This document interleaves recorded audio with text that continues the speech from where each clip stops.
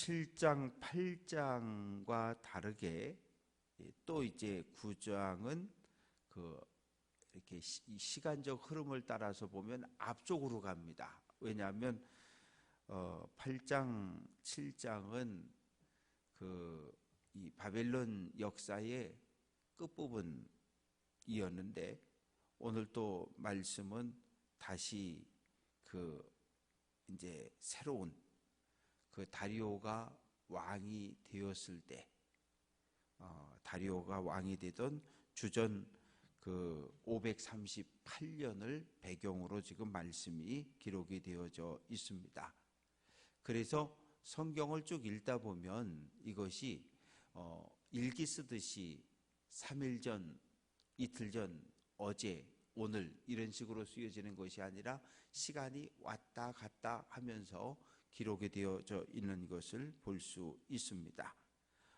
2절 말씀 보면 하나를 깨달았다는 거죠. 뭘 깨달았냐 하면 선지자 예레미야에게 알려주신 그 연수, 즉 예루살렘 성이 무너지고 황폐한 기간을 깨달았는데 70년이라는 걸 깨달았다는 거예요. 70년을 어떻게 비교해 볼 수 있냐 하면 첫째는 1차 바벨론 침략이 주전 605년이니까 이때부터 예루살렘으로 돌아온 때, 주전 538년에 고레스의 칙령이 내려졌고 한 1년 혹은 2년 정도 준비했다가 예루살렘으로 돌아왔다고 계산하면 69년, 68년 정도가 됩니다. 그러니까 70년 가까운 시간이 되는 거죠. 그렇게 해서 70년 동안 바벨론의 포로 생활이 끝나고 돌아온다는 것을 알고 있었고, 그래서 이제 다니엘이 하나님 앞에 기도하는 거예요. 기도 제목은 뭐냐 하면 하나님, 이 민족을 위해서 기도한다는 거죠. 민족의 회복과 민족의 지은 죄악, 민족이 회복이 되려면 먼저 회개가 있어야 되는 거예요. 그래서 다니엘은 이스라엘 민족이 하나님 앞에 행했던 모든 죄악들을 그걸 끌어안고 대신 하나님 앞에 나와서 중보기도하는 중보자의 모습을 오늘 보이고 있습니다. 그래서 3절부터 19절까지 긴 말씀이 이 다니엘의 기도입니다. 그런데 다니엘의 기도는 좀 이렇게 나뉘어지는데 4절 말씀 보면 기도하고 자복하고 이르기를 주 하나님 주를 사랑하고 주의 계명을 지키는 자를 위하여 언약을 지키시고 인자를 베푸시느니, 즉 하나님은 어떤 분이냐 하면 하나님의 말씀, 하나님의 약속을 지켜 행하는 사람을 보호하시고 지켜주시는 그런 하나님이라고 정의를 내리고 있는 거예요. 그런데 우리 민족을 보게 되면 5절 말씀 보면 이미 범죄하여 패역하고 행악하며 반역하여 주의 규례를 떠났다. 또 6절 말씀 보면 하나님이 선지자를 보내주셨는데 선지자를 보내서 예언자를 보내서 하나님의 말씀을 선포했는데 왕도 듣지 않고 고관들도 듣지 않고 백성도 듣지 않고 선지자를 통해 선포된 하나님의 말씀을 어느 누구도 듣지 않았다는 거예요. 그래서 그 결과가 뭐냐 하면 7절 말씀을 보게 되면 다 주께서 쫓아내신 각국에서 수치를 당하였다. 즉 예루살렘이 멸망을 당했고 살아서 도망을 쳤거나 죽었거나 아니면 포로로 끌려갔거나 포로로 끌려갔다가 노예로 팔려가나, 그래서 지금 이 민족이 한마디로 말하면 뿔뿔이 다 흩어져 버렸다고 탄식을 합니다. 그래서 8절에 수치가 우리에게 돌아왔는데 그 이유는 우리가 주께 범죄했기 때문이라는 거예요. 그러면서 9절에서 하나님께 주 우리 하나님께는 긍휼과 용서하심이 있다고 기도하는 거예요. 하나님은 자비도 있고 긍휼도 있고 사랑도 있고 용서도 있는 하나님이니까 우리가 지은 죄를 따라서 우리를 때리셨는데 이제 우리를 그만 좀 용서해 달라는 거예요. 이제 충분하게 매는 맞을 만큼 맞았는데, 근데 문제는 뭐가 문제인가 하면 매는 맞았는데 회개를 안 한 거죠. 두들겨 맞기는 두들겨 맞았는데 심판은 받았는데 왜 맞는지도 몰라요. 그래서 하나님을 향해서 원망을 쏟아붓는 거예요. 포로로 끌려온 사람들이. 하나님 어떻게 이러실 수 있어요? 우리가 그동안 하나님을 얼마나 열심으로 섬겼는데요. 열심히 예배드리고 11조 드리고 절기 지키고 아니 할 거 다 했는데 하나님 어떻게 이럴 수 있으십니까? 그래서 하나님을 향해서 포로로 끌려온 사람들이 원망하고 불평을 했습니다. 그러니 심판은 받았는데 왜 매를 맞는지, 왜 징역을 70년을 사는지, 왜 바벨론의 포로로 끌려와야 하는지를 전혀 이해하지도 못하고 깨닫지도 못한 것이 이스라엘 백성들의 현재 모습입니다. 13절 말씀 보면 모세의 율법에 기록된 대로 신명기를 이야기하는 거예요. 하나님의 말씀에 순종하면 복을 받는다. 하나님의 말씀에 불순종하고 다른 신을 섬기고 우상을 쫓아가면 하나님의 심판을 받고 멸망한다. 그래서 우리가 하나님 말씀을 지켜 행하지 않았기 때문에 지금 이렇게 포로로 끌려와 있다는 거예요. 그래서 14절 끝 하나님께서 이 재앙, 이스라엘을 향한 심판의 매를 간직해 두었다가 때리셨고, 그 이유는 하나님의 말씀에 불순종했기 때문이라는 거예요. 그래서 이제 15절부터 하나님께 이제 15절 말씀 보면 하나님께 도움을 호소하는 거예요. 하나님, 그 옛날에 우리 조상들이 애굽에 있을 때 능하신 손으로 애굽에서 구원해서 가나안 땅에 데려다 놓은 것처럼 오늘 우리가 이 바벨론 땅에서 고통당하는데 우리를 번쩍 들어서 예루살렘으로 다시 데려다 놓아달라고 호소를 하고 있습니다. 그래서 이제 16절부터 쭉 하나님께 기도하고 구하는 건 뭐냐 하면 심판을 멈춰달라는 거예요. 주의 분노를 예루살렘과 성전에 때려 부으셨는데 이제 그 하나님의 진노와 심판이 멈추게 해달라는 거예요. 왜? 16절 끝부분에 보면 사면에 있는 자들에게 수치를 당했다.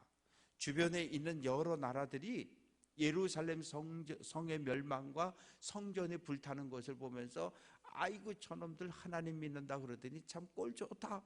온갖 조롱과 비방을 하고 있는 이런 상황이 되었으니까 하나님 이제 우리 기도를, 나의 기도를 들어주시고 주의 얼굴빛을 17절 끝부분에 보면 주의 얼굴빛을 주의 황폐한 성소, 약탈당하고 불타고 무너진 예루살렘 성전에 다시 비춰달라고 호소를 합니다. 이제 20절부터 이어지는 말씀은 그 하나님께서 그 다니엘에게 보여줬던 환상에 대한 설명이 등장하기 시작하는데 다니엘이 민족의 죄악을 끌어안고 하나님 앞에 기도할 때 21절 곧 내가 기도할 때 한 사람이 등장하는데 저녁 제사 드릴 그 시간, 저녁 제사를 실제로 드릴 수는 없어요. 제물을 잡아서 태울 수가 없으니까. 그러나 오전 9시, 오후 3시 또 정오 이 시간을 정확하게 구별해서 다니엘은 늘 하나님 앞에 기도하는 사람이었는데 민족을 끌어안고 오후 3시에 기도하려고 할 때 가브리엘 천사가 등장을 하는 거예요. 이 얘기는 뭐냐 하면 하나님께서 그 다니엘이 기도하기 전에 다니엘의 마음을 보셨다는 거예요. 무엇을 구하는지를 하나님이 보셨다는 거예요. 그래서 가브리엘 천사를 보내서 다니엘이 이러한 기도를 지금 하려고 하니까 너 얼른 가서 다니엘에게 하나님의 말씀을 전해주라는 거예요. 그래서 가브리엘 천사가 지금 왔다는 거예요. 그래서 23절 말씀 보면 내가 기도를 시작할 즈음에 명령이 내려와서 이제 내게 알리러 왔다. 기도하기 전에 이미 하나님께서 보시고 마음을 살피시고 천사를 보내서 기도의 응답을 주셨다는 거죠. 그 내용은 뭐냐 하면 24절 이하의 말씀에 보면 이 거룩한 성, 내 백성은 성도들, 내 거룩한 성을 위하여 70일에 70일에를 정하겠다. 이 70일에라고 하는 것은 77에 49, 490일이 될 수도 있고 490년으로 해석하는 학자들도 있고 그래요. 그래서 하나님께서 정해 놓은 기간인데 이 24절에 보면 이 기간 안에 어떤 이 70일회가 끝나려면 어떤 일이 다 마무리가 되어야 되냐면 죄가 끝나고 허물이 그치고 죄가 끝나고 죄악이 용서되며 이스라엘 백성들이 지은 모든 죄가 고백되어지고 회개해서 하나님께 용서를 받아야 된다는 거예요.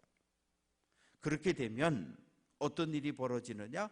영원한 의가 드러나고 또 예언이 응하며 지극히 거룩한 이가 기름 부음을 받으리라. 메시아가 등장한다는 거죠. 이스라엘 백성들이 모든 죄악을 회개할 때 메시아가 이 땅에 오고 메시아가 통치하는 나라가 올 거라는 거예요. 그런데 이 71회를 하나님께서 정해 놓으셨는데 이것에 대한 해석도 많이 있어요. 예루살렘으로 돌아가는 것, 예수님이 탄생하는 것, 메시아가 재림하는 것, 여러 해석들이 있는데 오늘은 거기까지는 이야기하지 않겠습니다. 그래서 하나님께서 70년, 71회를 정해 놓으셨는데 그 71회가 진행되는 날 동안 여러 가지 일들이 일어날 거라는 거예요. 그래서 25절 예루살렘을 중건하라는 명령이 떨어질 때부터 기름 부음을 받은 자 곧 왕 메시아가 일어날 때까지 7일에와 62일에 70일에는 다시 말하면 7일에 더하기 62일에 더하기 1일에 해서 70일에가 되는 건데 그 70일의 기간에 무너졌던 성전이 회복되어야 하고 메시아가 와야 하고 그러나 26절 말씀 보면 7일에와 62일에가 지난 후에 기름 부음을 받은 자가 끊어져 없어진다. 이 말은 뭐냐면 예언자가 메시아가 한동안 일어나지 않는다는 거예요. 그런 고난의 때가 지난 이후에 마지막 하나님의 심판의 때가 일어나게 될 것인데 그래서 학자들은 이 사건을 헬라 제국 셀루큐스 제국의 안티오코스 에피파네스 4세를 지목하는 거예요. 왜냐하면 성전 겨우 이 스룹바벨이 지어놓은 성전을 어떻게 했어요? 거기다 제우스 신상을 갖다 세워놓고 돼지를 잡아 거기서 엎드려 절하고 제물을 바쳤던 이 아주 포악한 왕의 등장을 이야기를 합니다. 그래서 7년을 반으로 쪼개서 27절 말씀 보면 한 일해 동안 한 일해니까 7년이잖아요. 언약을 굳게 맺고 일의 절반은 엄청난 박해와 탄압이 있을 것이고 그 이후에 메시아가 온다는 거예요. 그러니까 하나님께서 71회라고 하는 시간을 정해 놓으셨는데 이것은 고난의 때고 고통의 때라는 거죠. 그래서 예수님께서도 마태복음 24장에서 세상의 마지막 날이 오기 직전에 일어날 여러 환난과 고난에 대한 이야기를 하셨는데, 마지막 메시아가 오기 전에 성도들이 고난과 고통의 시간을 견디어야 한다는 거죠. 우리 믿음의 생활도 마찬가지입니다. 교회를 들어오고 예수를 그리스도로 영접하고 하나님을 내 인생의 왕으로 고백하고, 그래서 세례를 받잖아요. 세례를 받고 믿음의 길을 걷기 시작해서 오늘 여기까지 왔잖아요. 근데 우리가 지나온 믿음의 여정들이 행복하고 즐거운 일들만 있었습니까? 예수 믿는 순간 불행 끝 행복 시작이었습니까? 그렇지 않아요. 광야라고 하는 것은 험한 곳이고 믿음의 길이라고 하는 것은 좁은 길이기 때문에 여전히 우리들의 신앙의 삶 속에는 고난도 있었고 고통도 있었고 괴로움도 있어요. 지금까지도 있었고, 하나님께서 기도할 때마다 능력의 손을 베풀어서 치료하시고 능력을 행하시고 은혜를 베풀어 주셔서 오늘 여기까지 왔는데, 하나님 나라 들어가는 그 순간까지 오늘까지 어제까지 겪은 고난이 끝이라면 얼마나 좋겠어요. 우리가 알지 못하는 또 다른 고난이 우리 앞에 있을 수 있다는 거예요. 그러나 마지막까지 하나님의 나라에 대한, 하나님의 나라에 들어가야 하는데 하나님께서 천군 천사 보내시고 구름기둥 불기둥으로 보호하시고 지키셔서 우리를 하나님의 나라까지 들여주실 것이라고 하는 확고한 믿음이 우리에게 있는 한 우리는 믿음의 길을 멈추지 않는 거예요. 그러나 그 믿음과 확신이 우리에게서 사라지는 순간 우리는 모든 것을 포기할 수밖에 없어요.